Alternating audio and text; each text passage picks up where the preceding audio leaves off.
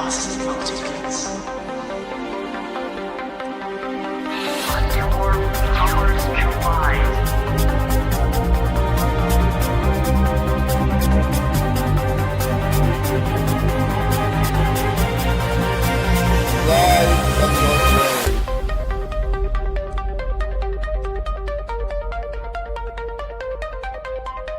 Who are you in this vast multitudes?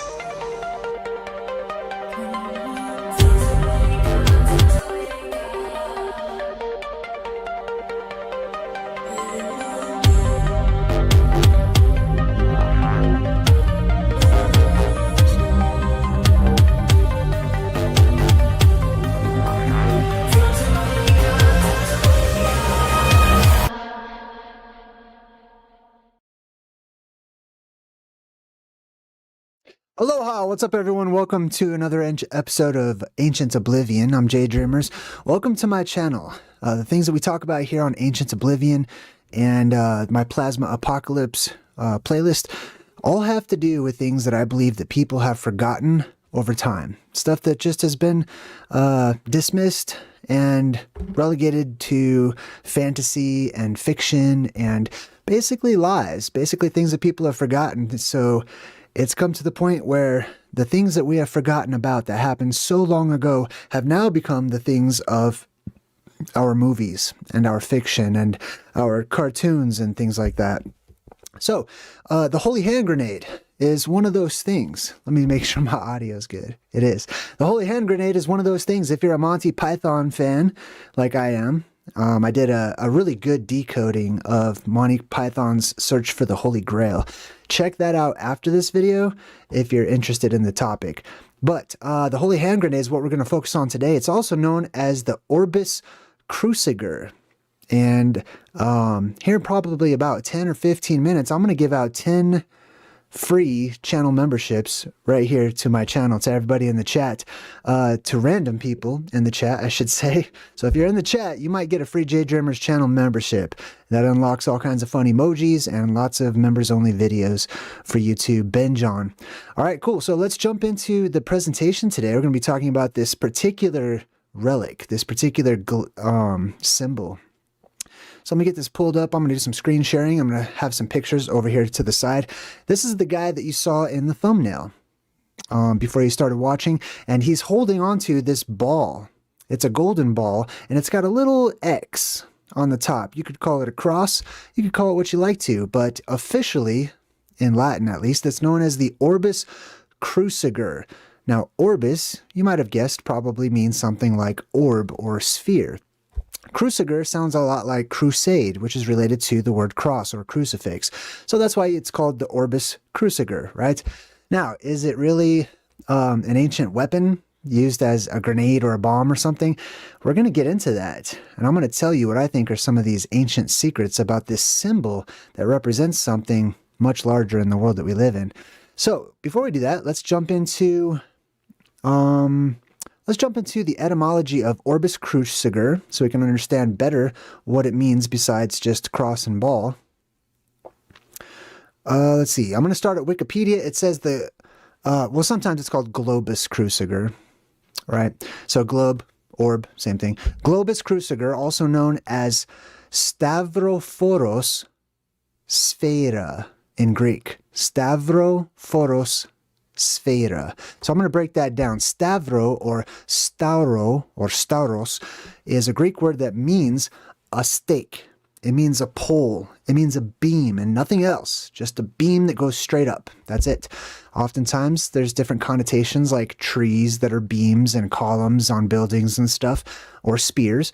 But stavros or stauro means a beam. That's it. There's no cross section or anything. It just means a beam. And then sphera, that's where you get the word sphere. Now, the first word is stavrophoros. So we know stauro means a beam. What does phoros mean? When we look up phoros, it says it means to bring or to carry. It also means to bear, right? So like if you bear something upon your chest, it's on your chest, right? So the cross that is borne or the orb that bears the cross. Okay, same type of deal. Why is that important? Because you'll see it doesn't always have to be a cross that's on top of this little ball right here. Now, I'm going to go back to the etymology of the word sphere, so we can look that up. Now, when you look up the etymology of the word sphere, it comes from Old French espere, and the Latin sphera, which means a globe, a ball, a celestial sphere, etc. And if we continue on, and we look up related words, for example, spur has the exact same letters, or the exact same root word, I should say. When we look up spur, it implies things like, well, actually, it says here to see the word spurn, but down here at the side, it talks about projections, protruding, things that protrude. The ankle is a portion that protrudes out of the foot, etc. And it says to look up spheno. When we look up spheno, it says things like wedge. Basically, you're getting something that is like an indentation, a bump or something like that. Orb. If we look up orb, this is interesting too. If you look up orb, it doesn't actually mean originally spherical three-dimensional circle. What it really meant is circle, disc, ring, hoop, and orbit, which is where the word orb is in the word orbit, right? So keep that in mind. It doesn't, the word for sphere, which is what this turned into, what you're seeing right now, this symbolic element that people turned into little trinkets and stuff, it's symbolic of something, right? So it's important to understand the origin of the word. So essentially this sphere or ball, originally the word for it was a circle, a disc, a ring, a hoop, or something that orbits. This implies more two-dimensional, like a circle, okay? So this is going to help us to figure out what it is that this thing is. Now let's jump into some more pictures, because I like to share pictures with people. And let's see. There we go. All right, big shout out also to Par. Over on my Patreon. Par is on the tier where he gets a shout out at the beginning of every show. So I want to say high five to Par. Thank you very much. And high five to Derica, who's probably sitting on her couch eating some gummies, watching right now and trying to be funny. One of my close friends. So let's jump right into the presentation here. Let's check out some examples of the globus cruciger, the holy hand grenade. Now, here's some medieval drawings. Lots of these are going to be from medieval times, the Dark Ages, the Middle Ages, etc. You can see over here we've got this king figure, and they're almost always holding up some sort of a rod in one hand, and on the other hand they have the globus cruciger. Now if you look at this particular example, you can see that it does have the cross on top, but there's nothing like coming down on the sides, wrapping up that ball, how it's shown sometimes. Actually, it looks like it might be a moon in there. You see that? Let's zoom in a little closer. You see that little crescent? There's an upside down crescent right there. Keep that in mind. Let's look at another example here. Now, we've got this Jesus-like figure, somebody with this sort of halo over their head, and they're holding on to the globus cruciger. This time, we have sort of an upside down one, right? Sometimes they have the cross on what seems to be the bottom, and it's held upside down. Sometimes the cross is on the top. So they can these things are interchangeable. But we do have this sort of wrapping, this band that goes around it up here, and then another one that goes underneath that band all the way to the bottom, creating a T shape. Now this is pretty interesting. Here it is again, globus cruciger, held by nobility, who's also holding his rod, his staff, his magic wand or whatever, and he's holding up the globus cruciger. But in this example, you can see that instead of having just the band that wraps around and a T shape, it has an entire cross or an X upon it with a little crown at the top. Interesting. So what could this be, you know? And what's the relationship between the globus cruciger as an ornament that was, I guess, held by nobility as they held their balls and rods and stuff to let everyone know they were in charge, I guess. Here's another example. What's the connection to something that blows up, or the holy hand grenade, as it's depicted in Monty Python and in Ready Player One? Well, I'll show you in just a second, but before I do that, I want to give out some free channel memberships to whoever's in the chat right now listening. I like to show my appreciation. to everybody that watches. So we're going to take a quick break. I'm going to give out 5 right now. Actually, I'm going to fix this so that the alerts aren't so gigantic on the screen here. But you'll see everybody's name popping up here off to the side. Oh, I've got new alerts too. Clearly, I need to fix that. All right, so congratulations to Calix, who just got a channel membership. Where's my alert box? There it is. All right, so Calix was the first one.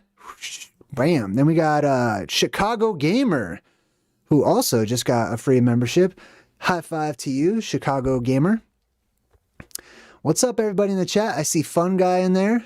I see Carol Veloz. Tony P just got a free membership. What's up, Phil? Maria Aldrede. Good to see you. Morgan, what's up? I see you in the chat. Sep.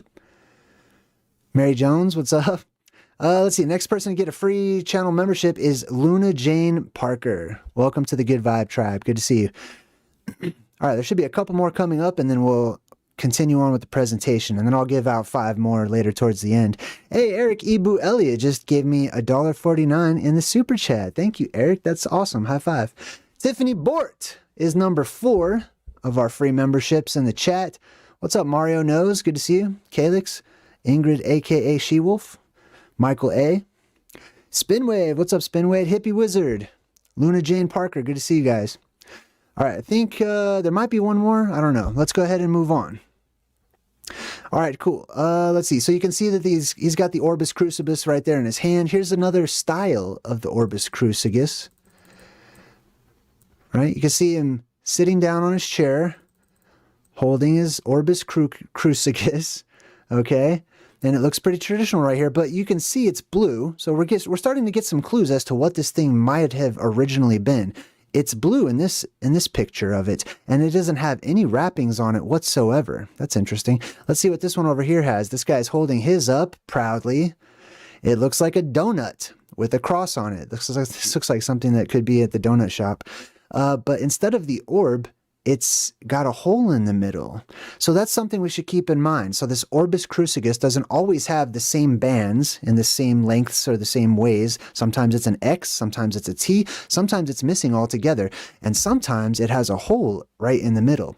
Sometimes it doesn't even have the cross on the top of it. Here's another depiction of the Orbis Crucibus. Now let's see what's happening in this picture. We have a woman over here, and she's got an old-fashioned scale. And on one side of the scale, she has the Orbis Crucibus right here. On the other side, there's nothing at all. Just air. Nothing weighs more than the Orbis Crucibus. Well, that's interesting to me, that the Orbis Crucibus would be depicted as weighing less than the air itself. Okay, we'll keep that in mind. Something that weighs less than the air itself typically would tend to float, don't you think? I do. Now, here's another medieval drawing. This is of the firmament. In case you guys have never seen something weird like this bowing down out of the sky in antiquity, and a red sky in the background with God at the very top. Let's zoom into what God's up to. Now, you know this is the firmament because it's got things like Sol, which means sun, Mars, Jupiter, Saturn, etc., right? These are different layers of the firmament. Now, up here we have got God, who's kind of doing his hippie deal, throwing a peace sign, holding his Orbis Crucibus. This one doesn't have the cross section on the top. Okay, so sometimes it does, sometimes it doesn't. We're starting to see what's usually there. This is how comparative mythology works as well. So we look to see what's usually there. There is some sort of ball that they're holding on to. It's usually partitioned in some sort of a way. In this particular instance, it's partitioned in 3 ways. There's 3 sections to it. This one, and a larger one underneath. All right, keep that in mind, and also keep this whole entire picture right here in mind. This is going to come into play in just a little bit. Next up, we got another medieval drawing. You're welcome, Tony P. Another medieval drawing of some princess that's about to turn a wheel for some reason. All these people are like coming up to her. They look kind of worried about her turning this wheel. But if we look into the background and we see what's back there above her head, we see a lot of anomalies here. First and foremost, we see the Orbis Crucibus in the sky, floating in the sky. Much like how we just, saw a minute ago that it's lighter than air, so it stands to reason whatever it is, it floats in the sky. or it's up in the sky, right? Now, these people over here look pretty worried about it. You can check them out. This guy over here is definitely like, what is going on? Look at all these weird stars that are shining in the sky. Now, I'm going to tell you right now, I think that these are probably some form of plasma, like sprites or transient luminous events. But look at the orbis cruciger. Now, let's break down this particular drawing, because it's not just have decorations on it, right? People oftentimes drew what they saw, or drew what they heard other people saw, right? They would write these things down, they would draw them. And a lot of these paintings and stuff have basically been outlawed. They're not pushed into the public eye, or people just say, oh yeah, it's an orbis cruciger and it's just decorative. No, it's not decorative. People saw these actual shapes. Look at the very bottom right here. It looks almost like, if I were to just cut out the rest of it, right? That looks like an eye in the sky, doesn't it? Kind of, right? One could make the assumption that it looks like there's some sort of a opening right here. There's some sort of like spiral deals coming off from the opening. And then we have like this band, this frilly band. See how there's like some frilliness right here at the top? Well, that's interesting. We've talked about the frilly clouds that appear around the opening or the depressurization point in the firmament many times here on my channel. We also have like these little balls, these little spirals and balls and stuff. Those were also depicted many times throughout antiquity, especially during medieval times when people actually drew and newspapers reported strange balls being seen in the sky all over the place. Now, I believe that those are plasma balls or ball lightning because of what I believe this is, you know, the things that are happening here. And then we have our partition, one this way, one this way, same frilliness all over it. That's interesting. And some lines at the top. All right, cool. Well, keep this in mind. Let's look into antiquity and see if we can find a similar shape up in the heavens as this particular globus cruciger shares with us. I did find a similar object, but this one I'd have to flip it upside down for you to see the similarity. This is supposed to be Noah's Ark. This is a strange looking Noah's Ark if I've ever seen one, but I found that it kind of resembles this right here, right? Could be a stretch. Let's find something that looks a little closer to that shape right there, right? How about this painting from medieval times, right? We've got some sort of a house. Looks like it could be possibly on fire or something. You've got these huge frilly clouds, what seem to be all the way around, or at least in a dome shape. And right in the middle, we've got that same type of shape with that opening in the middle, and then those sort of I don't know what to call these, but separations or whatever, just like we saw in the other one. Let's compare them again. Boom, right? So let's look at the underside of this particular globus cruciger. You see that? Now let's compare it to the painting that we just saw. I'd say it's pretty close. It looks like it's the underside of something up here. And it even looks like there's some kind of extra cloud or possibly smoke or something. A lot of people will tell you this is a UFO. I don't think it is a UFO. I do believe it's something that's floating up in the sky or a part of the sky, but I don't think it's some sort of metallic craft or anything like that. If you think it is, that's fine. Now, here's another painting. This is to be found within a book all about comets around the Middle Ages, okay?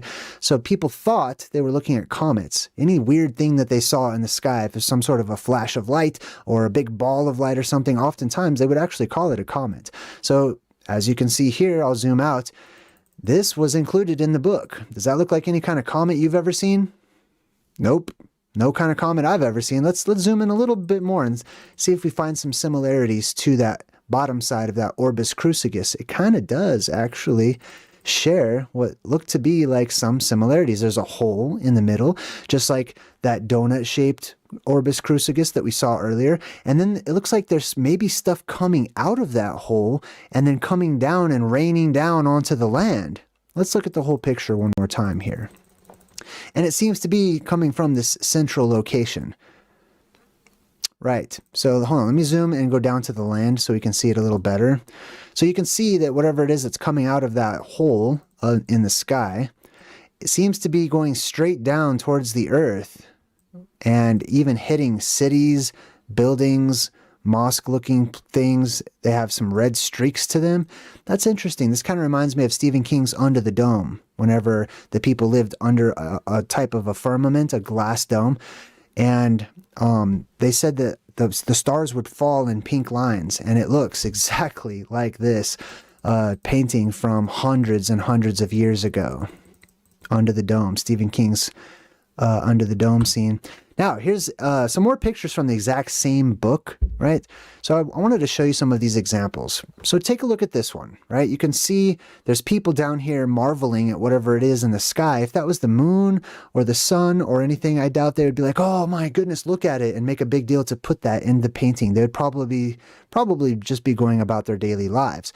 But you can see there's an opening in the clouds all the way around this particular strange wheel in the sky that looks like it's turning. Check that out. And it actually shares some of the same features that we just saw on the bottom side of that Orbis Cruciger, with these sort of spiral type things coming off of it. I don't know what to call those, but it's not a UFO. It's not a craft. It's not some kind of metallic spacecraft with a propulsion system or anything like that. Let's take a look at some more of these alleged comets. Now, down here at the bottom, you can see that there's, the mountains and stuff. Again, we have another opening in the clouds. What are the odds that a comet would just happen to be passing right whenever the clouds just open up like a window so that people could have time enough to paint that crap? That's not what happened. There's a reason why we keep being shown this opening in the clouds, right? If you've ever seen the movie or the TV series Black Mirror on Netflix, they actually have an episode that this reminds me of, where there was a tiny world inside of these people's icebox or their freezer. They open it up, and the clouds, in this case, would be much like the ice that's shown in that particular episode. Anyways, what's my point here? Let's take a look at it. Now, we've got this object that would represent the orb of the Orbis Cruciger. We also have some extra rings going on the inside. 3 of them, actually. One on the outside, one here, and then one in the middle. Well, that's interesting, too. Atlantis was said to have 3 rings around it. But what's coming off of this alleged comet? Because we don't just see a tail, and normally it would like come off of the entire comet or whatever, but it's not. It's more like a beam, or you could say stauros in Greek. It's more like a staff or something. This actually has some sort of snake-like thing wrapped around it. That reminds me of the staff of Hermes, right? Well, that's interesting. Could that really be a comet? Or are people seeing something, an event that is being reflected into the heavens, and they're seeing it and witnessing this event that's causing clouds to burst and show up all the way around whatever this is? All right, well, here's another example. Some people might see a comet. I don't. I don't know why the sky would open up and the clouds would part for a comet. But there you have it again. The orb and the staff coming right up off of it. Here it is again. This one's more of like the traditional all-seeing eye in the sky, and you'll see the clouds part around the all-seeing eye every single time. Okay? And it's also a golden glow. There's like this golden glow with all this light emanating from it. This is exactly what you see when the all-seeing eye is depicted, and you got the diamond shape and everything. And you can also make out possibly what you could call a ring of a planet, or possibly just simply a rod. Here's another one. This one's the most interesting of all of them, I think. This one, we see the clouds parted twice, but up here, we've got that same all-seeing eye type deal, but this is that bottom side of the Orbis Cruciger that we were looking at earlier with its little frilly underside. You see that? And then if I scroll down a little bit, we see that there's this column just floating in the air, just a column, and it's surrounded by this sort of blue light, and it's shining directly underneath this eye type figure. So what could this possibly be?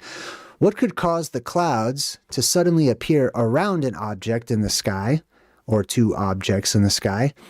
And why would we have a sort of eye or a circle or a globe or whatever in the sky with a column or a pillar directly underneath it?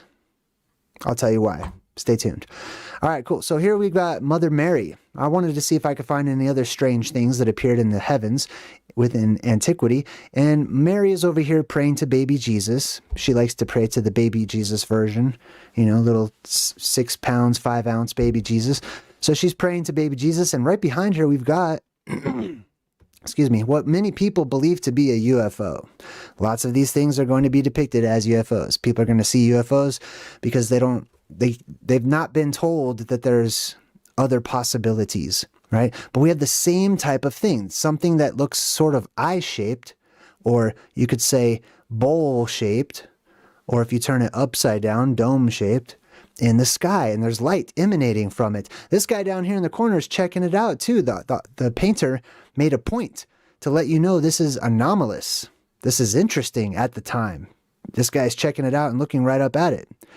Here's another painting. This one is going to show a stylized version of Mary, the Virgin Mary, right? Basically being like impregnated by the sky itself.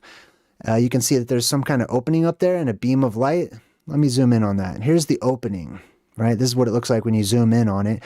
And we see a similar type of thing, this frilly, cloudy, mist that goes around these rings. And in the middle, there's a light that is either coming down or a beam that is being shot up right at the center of this bull's eye in the heavens. And it's also, they have like these cherubs and stuff. The cherubs, those are those ball lightning I was telling you about. They have wings on them because they're just balls or just heads. And they put wings on them to show that they're flying. They're not, it's nothing that's up there falling down. It's not some kind of debris or whatever. They're things that are flying up there, circles that are flying around this, whatever it is in the sky. You can also see all the light that's emanating from it. This is very interesting to me, right? Let's see if we can find some more strange things up in the sky, just like the original Orbis cruciger, the underside of it. We do have this drawing where this guy's in the background. Mary's down there praying to baby Jesus again. This guy is checking out the sky. There's something up there. It looks like God coming out of a hole in the sky, or an angel or something. Let me zoom in like as much as I can. Do you see that? So we've got this sort of bowl shape or eye shape. Once again, we've got a hole, or what appears to be a hole, with light bursting out of the center of it and some godlike or angelic person coming out of it, like a portal. That's interesting too. Let's keep that in mind. Let's see. Here she is, by the way, and in the background you can actually see the person that's looking up at the alleged UFO. It's totally not a UFO. Here it is again. So we've got connections with the Orbis cruciger and the sky itself. Not just kings that posed with one down here on Earth, but they would oftentimes draw this particular symbol up in the sky, up in the heavens. And we already saw when they weighed it against plain old air that it weighed less than air. So it makes sense that whatever this is floating up above us, right? Floating up in the sky. So here we've got this God figure. He's actually standing inside of this hole. He's not just half of a person. The rest of his torso would be like on the other side of the sky. And here's that frilly cloud I was telling you about once again, right? Interesting. Jesus is oftentimes, almost always, especially throughout the Dark Ages, he's always depicted as having this halo behind his head. Problem is, it's not a halo. That right there, that's not a halo. That's the Orbis cruciger right behind Jesus's head. And he's holding onto his staff. There it is, as the king. He's throwing up his Jesus gang signs. I don't know what that's supposed to mean, but, they all have their little hand signals from back then. And he's got the Orbis cruciger right behind his own head. Now, the question is, does this band wrap all the way around and then all the way down, and he's just in the way, you can't see the rest of it, and it's actually an X or a cross on an orb? Or does it just go straight across and straight up right there, as it's sometimes depicted? We don't know. What we do know is sometimes these bands are there. Sometimes it's one, sometimes it's two, sometimes it makes an X. Sometimes, in the case of Monty Python's Holy Hand Grenade, it does not. So, what do we know about the Orbis cruciger so far? So, oftentimes it's a golden color, right? Oftentimes it has these bands. Sometimes they're missing, sometimes they're not. It's depicted as being in the sky. It's being depicted as being lighter than air. It has some sort of strange underneath side to it. Okay. And it explodes. That's what a grenade does, right? This is the Holy Hand Grenade. This is the same thing. It's a prop from Monty Python's Search for the Holy Grail.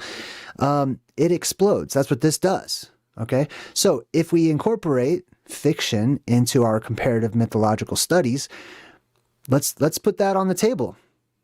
It possibly can explode and do a lot of damage.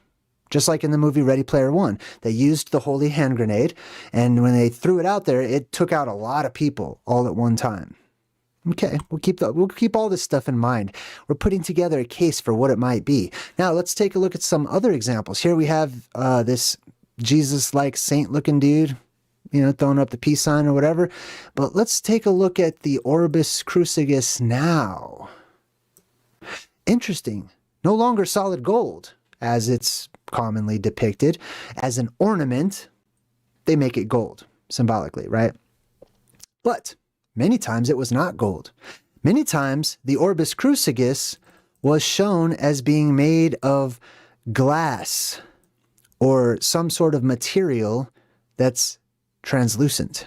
You can see the palm right through on the other side there. You see how you can see right through that thing? So you can see through it, but it also seems to be like reflecting light. You see how like there's a light play here? Interesting. Let's keep that in mind. Let's look at some more examples. Here's the Archangel Michael as he's holding his parting gift. He's got his Orbis Crucis in hand. Some sort of letters going on here, but this one is clearly transparent. It's see-through. It's made of some kind of a substance that you can see right through. Some sort of substance that reflects light, as we can see here and here, right? You see all that? So you can see right through this one. Interesting. Okay, we'll keep that in mind. Something that you can possibly see through. Here's another example of the see-through crystalline Orbis Crucis and the people throwing up their little peace, whatever's happening with their hand signs there. There it is again. This one has a much longer staff on top or underneath or whatever direction this is supposed to be oriented in, right? He's holding on to his, made of crystal, made of glass, made of something see-through. Now, here's the most expensive painting ever sold on Earth in modern times at the very least, okay? This is allegedly a painting done by Michelangelo called something along the lines of Salvator Mundi, which means Savior of the World. And I'm assuming this is supposed to depict Jesus or some type of Jesus-like character holding the Orbis Crucis. However, it's missing the bands and it's missing the cross. It's a crystal ball. This painting was sold for $450 million. Everybody. $450 million. That's amazing. I can't even believe that. But anyways, here's the Orbis Crucis as depicted, without the cross, without the bands. It's the main thing is it's see-through. It looks like it's made of something that's even trapping little air bubbles inside of it. Wow, look at that. You see all those little air bubbles? Doot, doot, doot, doot, doot. You know, ice does that. I don't know if you guys knew that, but yeah, ice also, when you freeze it, can make trap little air bubbles inside of it. Here's another example of the see-through, crystalline-looking Orbis Crucis that we know is lighter than air, that we know has an association with something up in the sky. Here's a king holding his rod. And let's take a look at the Orbis Crucis he's got over here. What's going on here? Wait a minute. If we take a close look at this, it almost looks like there's something there, doesn't it? And there's something up here. Did they draw a picture on it or something? Maybe we should continue on. Let's continue on.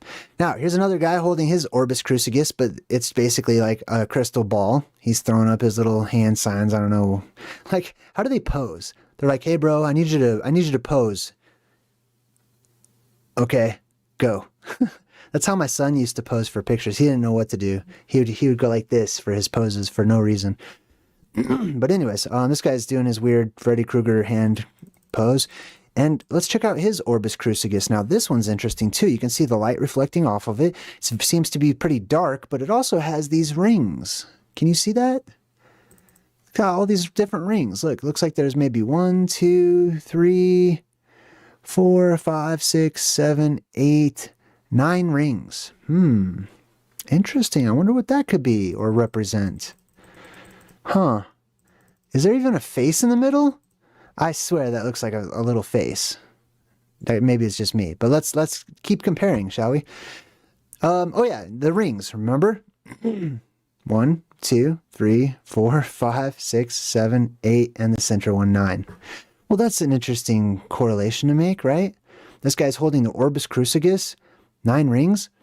This has 9 rings. And in addition to that, God himself is up there throwing the peace sign, holding onto the orbis cruciger. With this opening in the sky, whatever this is supposed to be. It's definitely not the sun. Look at all the stars are out and everything, right? And there's like light coming out of this portion of the sky. This is interesting. Here's another example with the rings and stuff. This one, this one's angels are holding this one up. So we've got an angel on the right, an angel on the left, and this sort of Atlas pose angel that's holding up this entire ball. Pipa, what's up, Pipa? Welcome to the Good Vibe Tribe. High five. All right, I'll probably give out some more channel memberships here I'll do it at the end. How about that? All right, next up. Oh, this is really interesting. So this is from the band U2. They did this sort of preview for like an album or something like that. It was like a really cinematic type, advertisement. And if you stop it inside of this girl's bedroom, she has this poster on the wall. I might actually break this whole entire thing down because look, also has that UFO deal, right? This sort of UFO looking thing.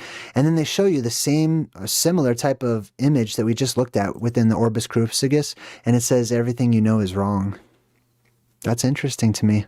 I bet we can make a connection. We'll probably come back to that here towards the end.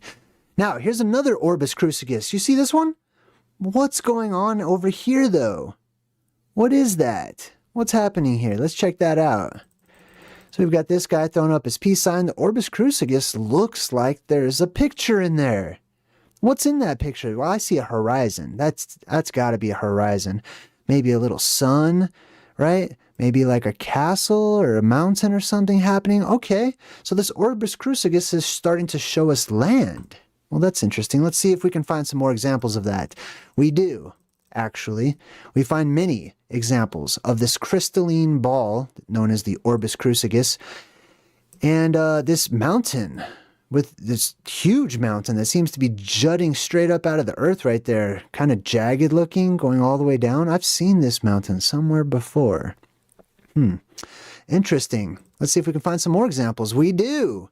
Here's this guy with his orbis cruciger with a super long staff coming out of it.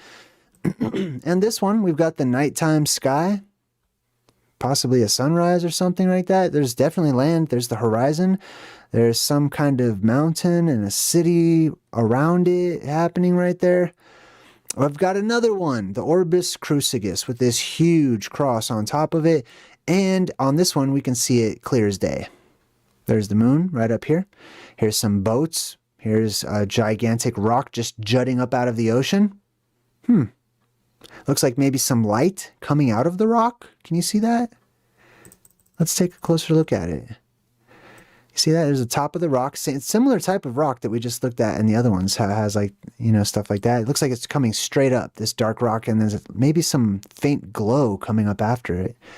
Interesting. Here's another one. These are not Christmas ornaments. This is not like for a gigantic Christmas tree or anything like that. But this is probably the origin of why they paint pictures like this on, Christmas tree balls. Anyways, another one, right? You can see land in the orbis cruciger itself. Interesting. Well, here's another one. But this one's a little bit different. This time, this guy's crossing his fingers. He's got the New Mexico state flag behind his head that he's rocking. Hope you don't mind if I joke during this presentation. This is the orbis cruciger, but this time, instead of just drawing pictures of land, they put the names of certain continents. Africa on the little land, Europe on the other little land, and Asia across the bottom, real big. Wow. That's interesting. So now we have more to go on with this whole orbis cruciger. We know that sometimes it's gold, possibly representing, I don't know, the golden sky that we see around it all of the time during the Middle Ages and the Dark Ages and, medieval times. Yeah, look up any picture from that era, and for some reason they're always painting the sky gold. Maybe it was a golden age, you think? And if this object is see-through, maybe it would look gold too, don't you think? But it also is reflective, and it's lighter than air. It's up there in the sky, and it's reflective, and we see land in it. But if it's up in the sky, why on earth would we possibly see Africa, Europe, and Asia? I don't know. Before we get to a possibility, let's look at some more examples.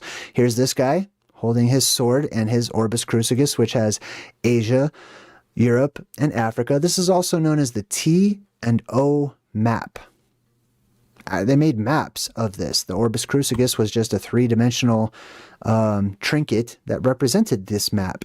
Now on this one, you can see Asia at the top, representing the most land, Europe, Africa, and then rivers that partition these lands. And then paradise. This one's interesting. It actually includes Adam and Eve up there at the very top, paradise, and Jerusalem at the center. Almost like it's at the center of the world, right? Now this is nothing what it looks like. Okay, if you were to try to put this on a modern day map, you could try to make the case that, yeah, Africa would be like towards the south, Europe's above that. This should be the Mediterranean, but then what the hell is this? That's not there. Okay, there's no Red Sea that goes up and just it's all connected all the way up, all the way through like that. No. I think this is something else. Here's another depiction. This one has lots and lots of rivers and a huge golden house at the very top. Let's check it out. Now, on these rivers, you can see there's little lands where people have built castles and stuff. You can see it's very medieval. You can also see these strange rocks that jut up out of the ground at these strange 45-degree angles. Do you see that?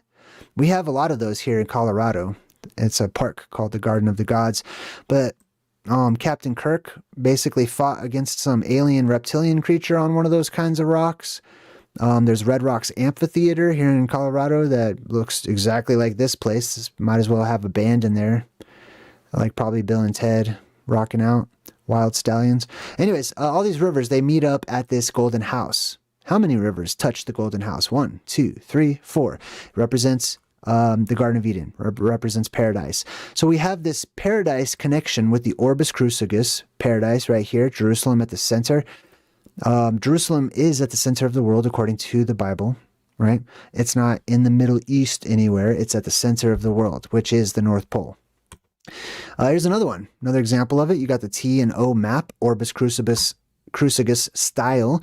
Another one here with the giant Jerusalem type temple at the middle there. Here's another one, Asia, Europe, Africa over here. Here's another one, the different types, different tribes. The land is split, but look at this one actually includes something interesting too.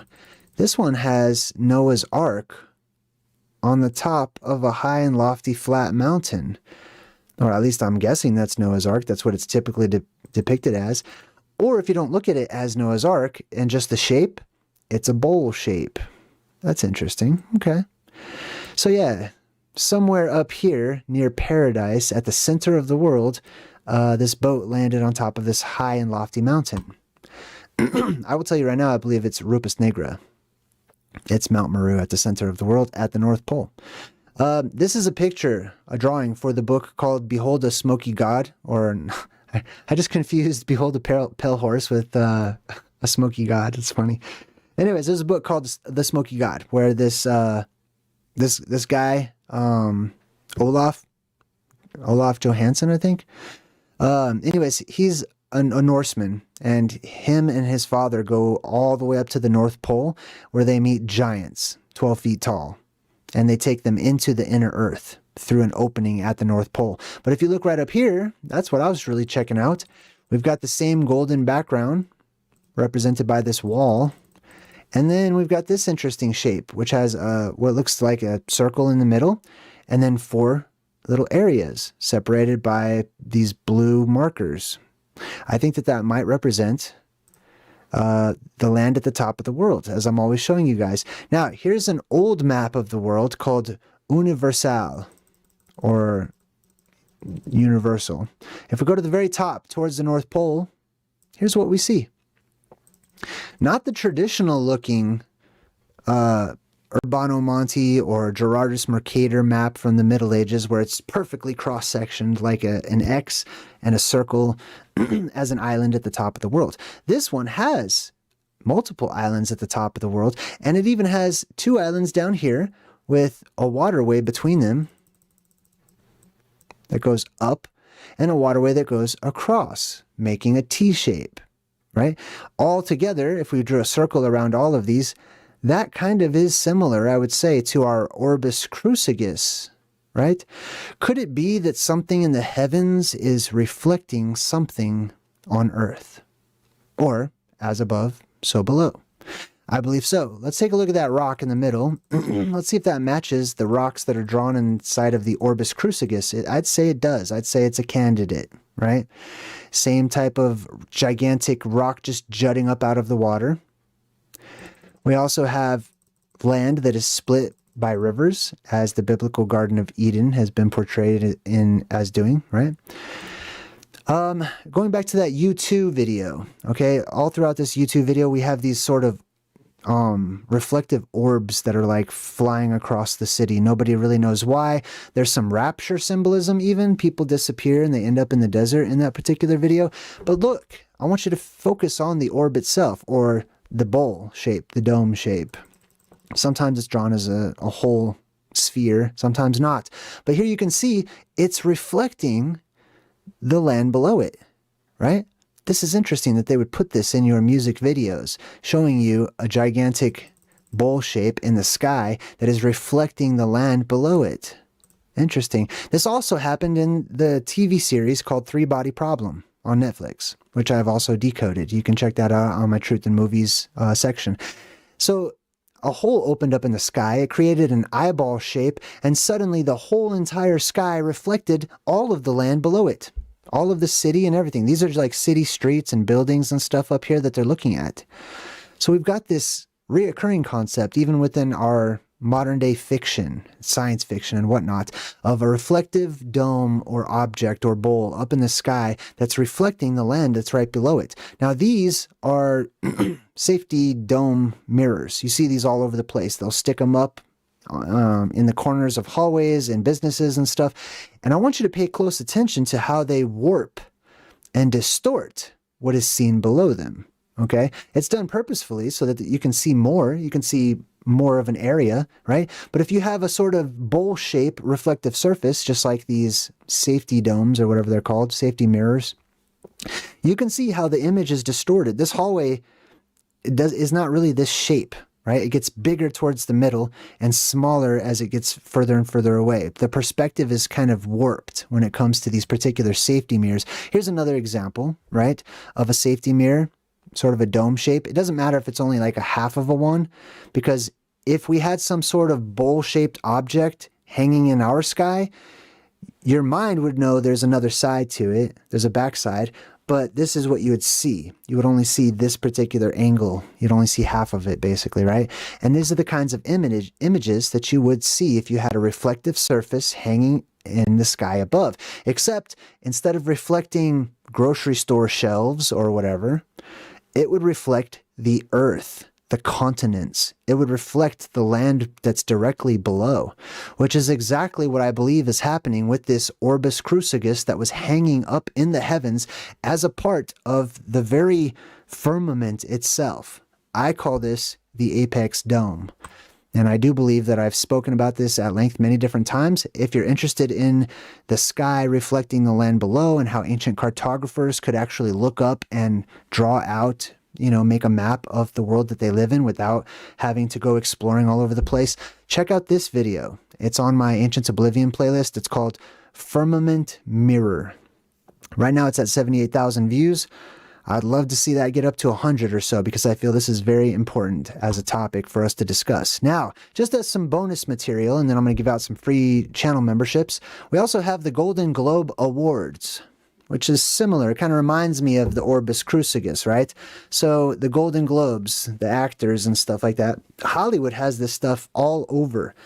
Hollywood, to me, is half distraction and half disclosure. It's double D. It's got it. It's got everything you need. And that's it.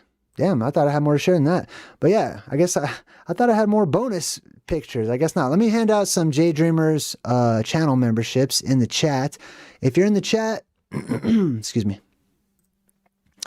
if you are in the chat right now, I'm going to give out 5 more JayDreamerZ channel memberships. You can unlock those sweet emojis that I created myself, and unlock some members only videos. I got a lot of on location ones and stuff too. All right, here we go. Ready? Boom. Let's see who gets them.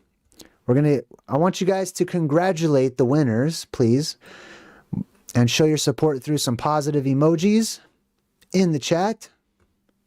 Did I do that correctly? I don't know. Let's find out.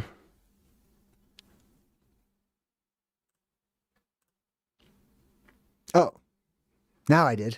All right, so it's getting ready. It's getting ready. It's shuffling them up. All right, first name. Man, I'm losing my voice. JayDreamerZ, that's me, has gifted 5 Good Vibe Tribe memberships to random people in the chat. Congratulations. I'm going to go ahead and read your names off and not wait for all these alerts to catch up. But congratulations to Nate X, who is in the chat today. Hey, high five, Nate X, and welcome to my channel. Jerry Cahill, also high five to Jerry Cahill. Teddy Burr, high five, Teddy Burr, boom. And Dr. Bob's Nightmare. Oh, you get the award for the coolest, the coolest name. Dr. Bob's Nightmare. Is that 5? I think so. Hold on. 1, 2, 3, 4. Yep, that's 5. All right, cool. Well, that's it for me. Let me take these down here and I'll say goodbye properly to everybody. Bam. Sweet. Now listen, if you're interested in this particular topic, I highly recommend going to my website. It's jaydreamers.com. If you would like to support my work, you can go to these links up here. PayPal at JayDreamerZ, where you can send me a personal message along with a donation. Patreon, that's where you can jump into the credits and use the chat. That's 24/7 chat, all kinds of benefits. I always like to exchange value for value. And if you want my books, which are all about our Ancient Oblivion and the Plasma Apocalypse, go check that out on my website. Or you can get the vanilla copy from Amazon. I think that's maybe all I got. Yeah, so until next time, I'm JayDreamerZ saying good vibes and goodbye. In a time when an ancient cataclysm is about to return, one book holds the key to unlocking the biggest secret in all of history. JayDreamerZ presents Ancient Oblivion, the Plasma Apocalypse. Study it, and you'll discover the very real details behind the reoccurring event that resets civilizations and reshapes the entire world, bridging the gap between fiction and fact. This book is a must-have for all truth seekers. Then in his second book, you'll learn about the one place of refuge from this world storm. You'll explore the ends of the earth, find the fountain of youth, and envision yourself enveloped in the vapor canopy. In Ancient Oblivion, Return to Hyperborea, available now. Order direct from JayDreamerZ and receive your very own autographed copy. Go to jaydreamers.com for more information on our Ancient Oblivion and the Plasma Apocalypse, and sign up for a free 24-hour cram session with a complimentary day pass.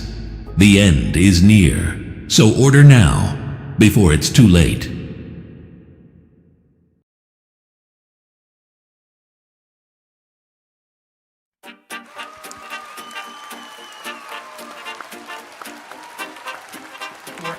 Session with a the end is near, so order now before it's too late.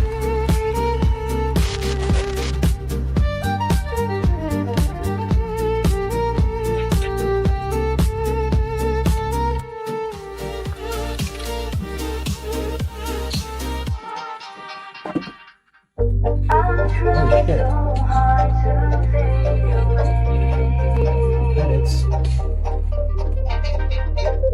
But something's forcing me to stay.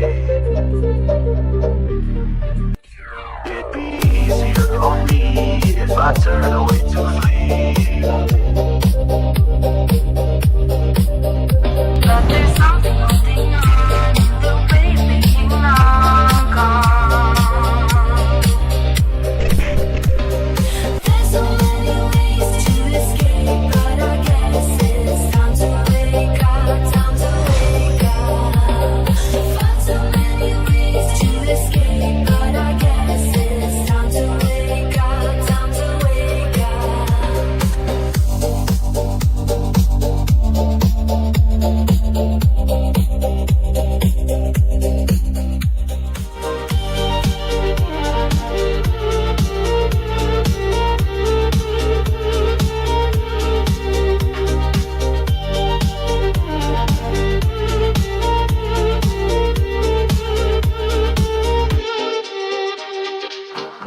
I'll try so hard to fade away, but something's forcing me to stay. It'd be easier for me if I turn away to flee. Oh. But there's something holding on in the way of being long gone. There's so many ways to escape, but I guess it's time to wake up, time to wake up. Far too many ways to escape, but I guess it's time to wake up, time to wake up, time to wake up.